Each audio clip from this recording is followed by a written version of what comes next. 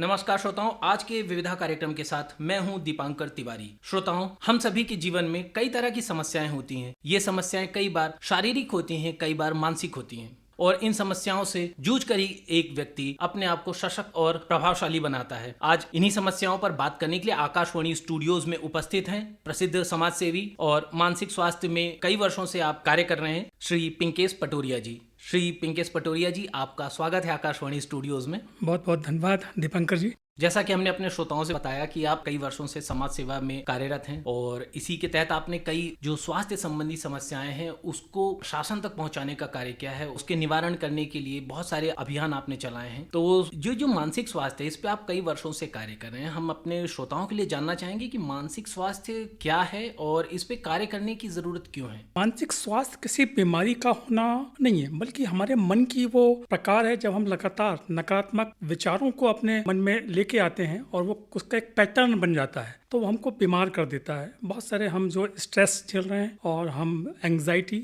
हम जिसको हम चिंता बोल रहे हैं, हम डिप्रेशन एक बहुत बड़ा कारण है। हम डिप्रेशन को झेल रहे हैं, हम प्रोक्रास्टिनेशन को देख रहे हैं और ओवर थिंकिंग। तो ये लगातार ऐसी बहुत सारी अन्य बीमारियां हैं जो मानसिक तौर पे आ रही हैं और हमें एक अवेयरनेस होना चाहिए कि हाँ, इनका इलाज पॉसिबल है। अच्छा, आपने जो बीमारियां कही, सामान्य तौर पर जो डिप्रेशन है, हतोत्साह जिसे हम कहते हैं कि व्यक्ति निराश हो गया है, तो व्यक्ति में निराशा का भाव क्यों आता है? वो क्यों डिप्रेशन की तरफ चला जाता है? हम देखते हैं कि जब कोई व्यक्ति लगातार किसी बात को मन में सोचते रहता है तो जो एक पैटर्न बन जाता है सोचने का, तो वो कई बार फिर वो उसको रियलिटी मान लेता है कि ये सही में होने वाला है। जो उसके सबकॉन्शियस माइंड में जाकर ये फीड हो जाता है कि ये बात सत्य है, तो वो आदमी गहरी डिप्रेशन में चले जाता है और अकेलापन महसूस करता है। उसको लगता है कोई मेरा साथ नहीं देने वाला है। उसके जीवन में ये परिवर्तन आता है और जीवन जीने की उसकी इच्छाएं कम हो जाती हैं। तो ये डिप्रेशन की सामान्य समस्या है कि व्यक्ति अपने आप को अकेला महसूस करने लगता है कि वो अकेला है या फिर उसकी बातें सुनने वाला कोई नहीं है। जो एक और बहुत बड़ी समस्या है जो आजकल सामान्य तौर पर हम देखते हैं कि जो मानसिक स्वास्थ्य विशेषज्ञ, रोग विशेषज्ञ हैं, जो साइकेट्रिस्ट हैं, वो कहते हैं कि प्रोक्रेस्टिनेशन की जो समस्या है, जिसे हम टालम टोल कह सकते हैं हिंदी में, ये किस तरह की समस्या है? ये किसी युवा के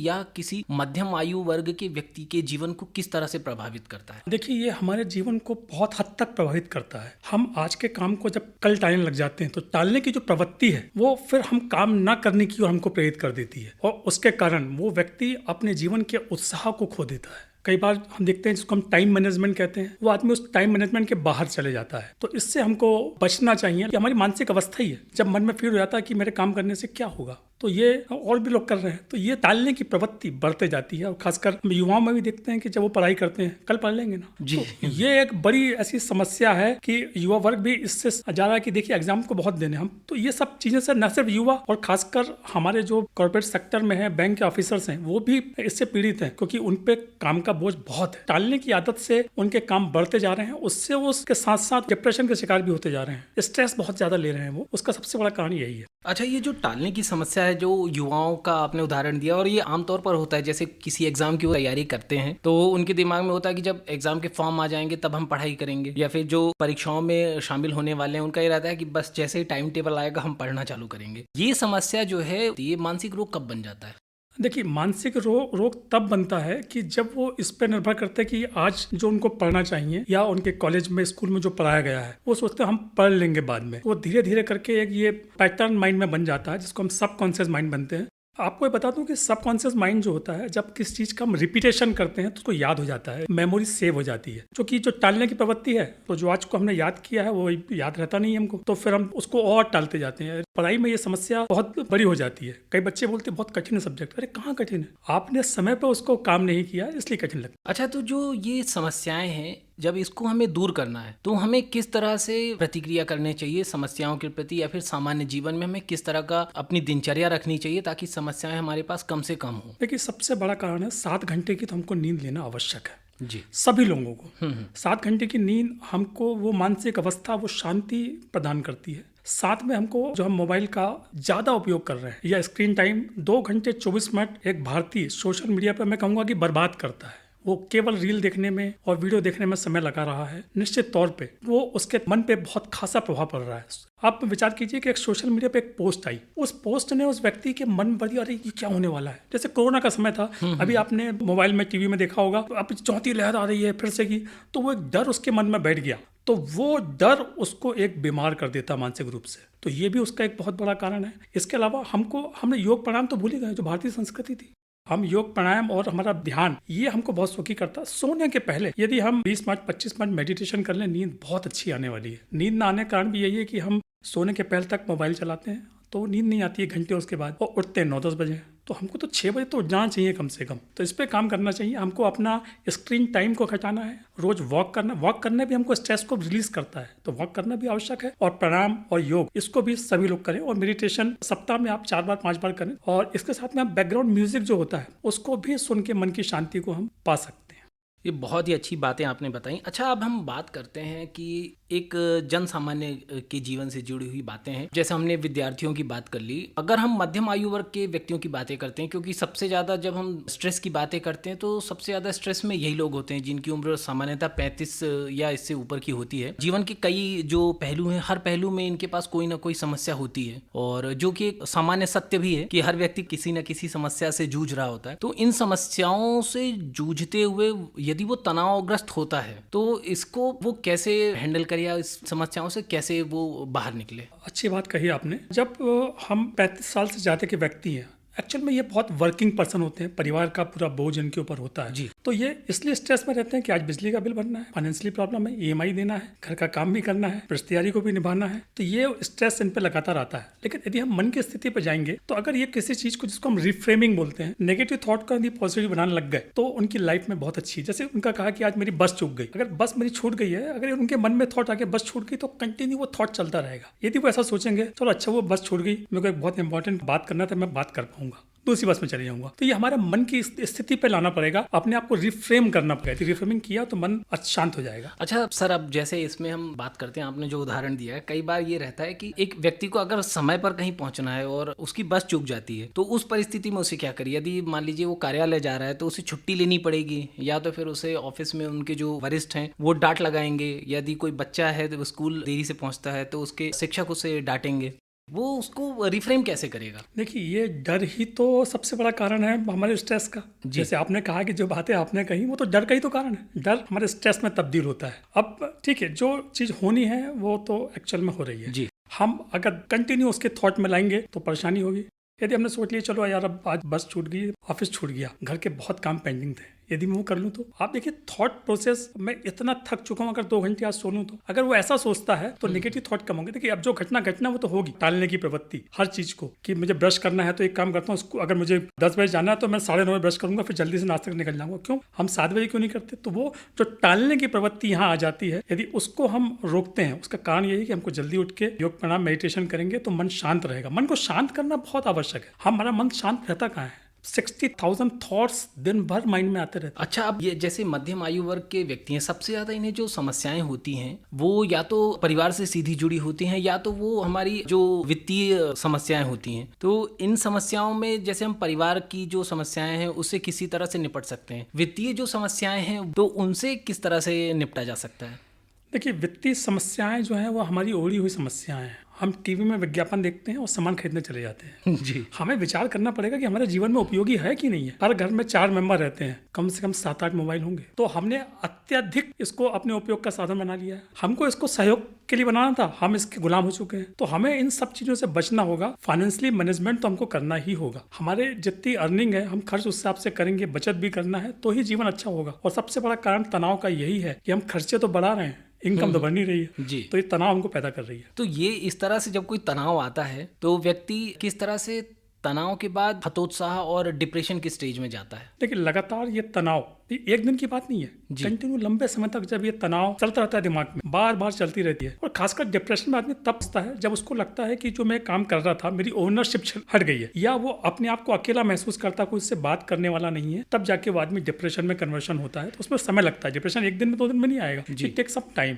तो वो उसको उतना समय लगता है डिप्रेशन में आने के लिए, और फिर निकालने में भी उतनी समय लगता है। अच्छा सर, क्या है कि हमने इन विषयों पे बात की, अब कई ऐसे व्यक्ति हैं जो उम्र दराज लोग हैं जिनके पास वित्तीय समस्या समस्याएं नहीं है और पारिवारिक समस्याएं नहीं है। यदि हम बुजुर्गों को देखते हैं तो उनके पास वो काफ़ी डिप्रेशन में हैं। वर्तमान की स्थितियों को जब देखा जाता है तो कई बार उन्हें अकेलापन बहुत ज़्यादा रहता है। तो जो बुजुर्ग हैं या फिर जो उम्रदराज व्यक्ति हैं जो बुढ़ापे की स्टेज में हैं, उन्हें डिप्रेशन से किस तरह से बचाया जा सकता है? वो अपने मतलब अकेलेपन को दूर करने के लिए क्या क्या कर सकते हैं?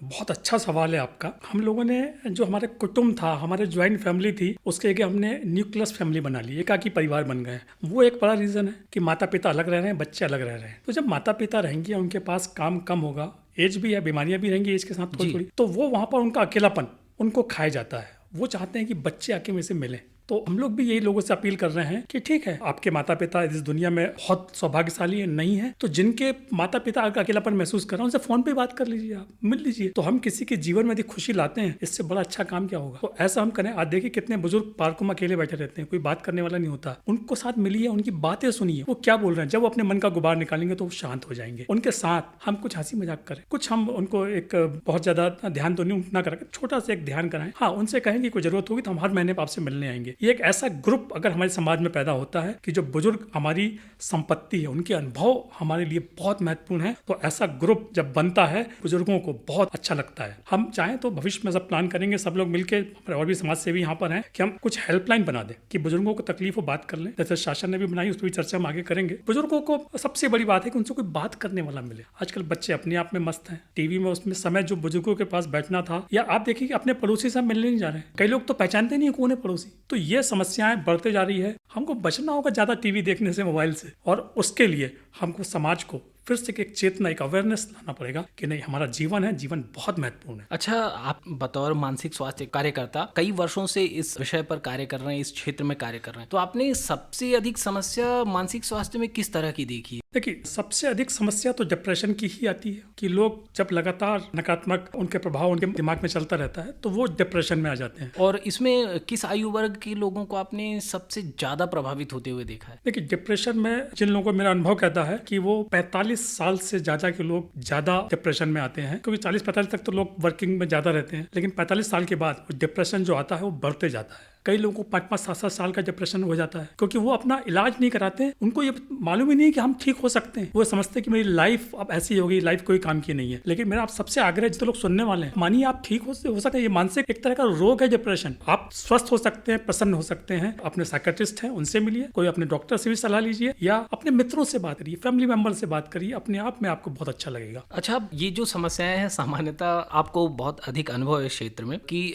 लोग बताते नहीं कि उन्हें कोई मानसिक समस्या है, तो ये कैसे पहचान सकते हैं कि जो हमारे परिवेश में या हमारे आसपास का कोई हमारा सगा संबंधी या हमारा मित्र है, उसे कोई मानसिक समस्या है, और पता लगने के बाद हमें क्या करना चाहिए उस समय? बिल्कुल, बहुत अच्छी बात कही है आपने। असली में लोग ये समझते हैं कि जब मैं बात करूंगा कि मानसिक मुझे परेशानी है तो लोग मुझे पागल ना समझ लें। ये बड़ी एक लोगों के दिमाग में फीड है, तो उसको हमको बाहर करने की आवश्यकता है। और जो सिम्टम्स होते हैं, आप देखिए कि जब किसी को ये मानसिक स्वास्थ्य हावी होने लग जाता है तो वो व्यक्ति एक कमरे में अकेला पड़ा रहता है, खाना कम खाता है, बोलता कम है, और काम में भी उसकी कोई रुचि नहीं रहती। वो बिल्कुल दिन भर बिस्तर पे पड़ा रहेगा। ये सबसे बड़े सिम्टम है कि ये मानसिक स्वास्थ्य के कोई काम नहीं करना, कोई काम करने में मन भी नहीं लगेगा, रुचि नहीं है, या जो काम करने में बड़ी खुशी महसूस होती थी उनको, वो भी सब बंद कर देते हैं। तो ये इस अवस्था से बाहर निकलने का सबसे बड़ा तो हमको हमारे स्पेशलिस्ट से मिलवाना चाहिए। साथ में हमको वो माहौल, एटमॉस्फेयर बनाना चाहिए कि उनसे बातचीत करना चाहिए, और जो बातचीत की दूरी है वो खत्म करना चाहिए। जी। अच्छा, यदि हमें पता चलता है कि कोई व्यक्ति मानसिक समस्या से ग्रसित है, इस परिस्थिति में हमें किस तरह से डॉक्टर के पास जाना चाहिए, या फिर शासन की ऐसी कौन सी इस समय योजनाएं हैं, या फिर शासन की तरफ से क्या सुविधाएं मिल रही हैं?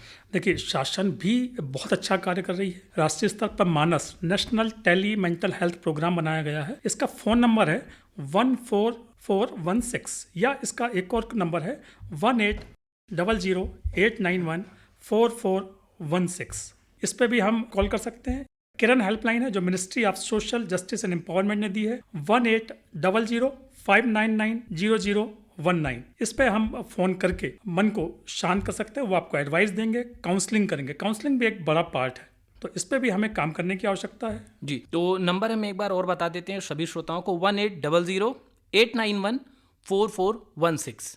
तो इस नंबर पर यदि हम बात कर लेते हैं हमारे किसी सगे संबंधी की तरफ से या फिर हमारे किसी मित्र की तरफ से, तो उसे शासन के द्वारा जो भी सहयोग है वो प्राप्त हो जाएगा। वहाँ उनको एक साइकियाट्रिस्ट से बात कराई जाएगी। जी। तो ये शासन ने बहुत अच्छा कार्य किया है। मन की शांति, 85% से 90% लोग परेशान हैं, लेकिन वो ये महसूस ही नहीं करते। आप देखिए कई लोगों को चिड़चिड़ापन, अनावश्यक गुस्सा आना, सब इसी का परिणाम है। तो इन समस्याओं से दूर रहने के लिए व्यक्ति अपनी दिनचर्या कैसी बनाए कि ये इन समस्याओं से दूर रहे? सबसे पहले उसे जल्दी उठना होगा जी। और 30 मिनट की वॉक कम से कम करे, 10 मिनट प्राणायाम करे। इसके अलावा मेडिटेशन आप करें जो मन को शांत रखता है, मतलब थॉटलेस हम माइंड तक वहाँ पहुँचना है। और हमें भोजन का समय सुनिश्चित हो, हमको इस समय भोजन करना है। और रात के समय में हमको पानी कम पीना है, हो सके तो 8 बजे के पहले हम भोजन कर लें। और पानी हम रात को पियेंगे तो हमें नींद खुलती है, फिर वो नेगेटिव थॉट में बदलते जाते हैं। जब नींद खुल जाती है, वॉशरूम के लिए आदमी उठता है रात को, तो फिर उसके दिमाग में थॉट चलते रहते। तो सबसे अच्छा है कि पानी 8 के बाद बहुत कम पिए, जितना आवश्यक उतना पिए। और जितना संभव है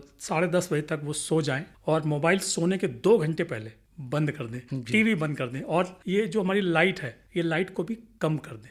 चलते चलते आप हमारे श्रोताओं को क्या संदेश देना चाहेंगे? मैं सभी से विनम्र आग्रह करूंगा कि मानसिक स्वास्थ्य हम सबको अच्छा करने के लिए है। और सबके बीच में चाहिए कि ये इसमें आगे करिए, बातचीत करिए। और बातचीत करने से आप स्वस्थ होंगे, क्योंकि आपका जीवन बहुत महत्वपूर्ण है, न सिर्फ आपके लिए, आपके परिवार के लिए, आपके समाज के लिए और हमारे देश के लिए। तो आपका योगदान उसमें बढ़ेगा और हम स्वस्थ मन से हम पूरे देश की भी अच्छी सेवा कर पाएंगे, परिवार की और अपनी स्वयं की। आपको पहचानना होगा कि आप अपने आप में क्या है। जब आप अपने आप को जानेंगे तो अपने आप को अच्छा खुद ही फील करेंगे। और आशा करता हूं हम मिलकर इससे लड़के और अवेयरनेस को हम आगे बढ़ा के अच्छी समाज का निर्माण कर पाएंगे। आज आकाशवाणी स्टूडियोज आने के लिए और हमारे श्रोताओं से मानसिक स्वास्थ्य पर इतनी अच्छी बातें करने के लिए, उन्हें इतनी अच्छी जागरूकतापूर्ण बातें बताने के लिए आपका बहुत बहुत धन्यवाद पिंकेश पटोरिया जी। आज आप आकाशवाणी आए, इसके लिए आपका बहुत बहुत धन्यवाद। बहुत बहुत धन्यवाद दीपांकर जी।